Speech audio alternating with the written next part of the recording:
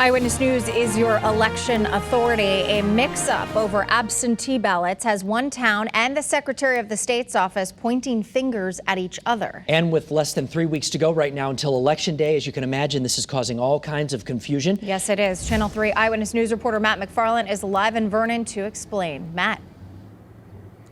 Well, Aaron and Mark, the town of Vernon says they were alerted to this issue last week. A couple came in, husband and wife. They each had different absentee ballots. Now, the town says the state's to blame. The state says the town's to blame. And while they clearly don't see eye to eye, one thing they do agree on, they say this is going to be fixed before Election Day. Before Vernon voters drop off their absentee ballots, the town is asking them to look them over before filling them out. Verify themselves that they're getting the right ballot with the right candidates for their district. That's because Vernon learned last week 133 potential voters got the wrong ballots. And town administrator Michael Porcaro is blaming a glitch with the state's centralized voter registration system. So you'll see District 4 correctly inputted in the system by my registrar, by my town clerk. But when we hit print using the Secretary of State system, the label that drives what ballot gets inserted in that envelope has the wrong district number on it. But while Vernon is blaming the state says Vernon needs to look no further than itself. They didn't need to put in the date of the election.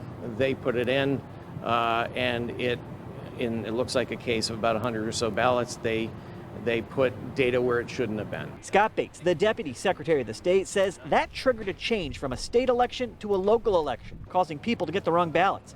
It's not just Vernon. Earlier this month, the same issue happened in Wallingford, where the clerk there says registrars coding the system made an error. That ended up affecting 261 ballots out of the nearly 7,000 ballots Wallingford sent out.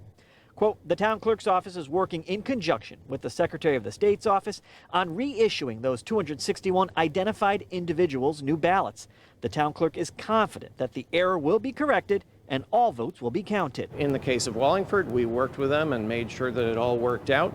And, we're happy to work with Vernon and any other town. But Vernon says whether it's a small election or a big one like the presidential, its districts don't change. So while the two sides don't agree on who's at fault, the town says it's contacted the impacted voters to get a new ballot, along with adding new internal controls to make sure everyone who requests one going forward is getting the right one. The main priority right now is to make sure the system works.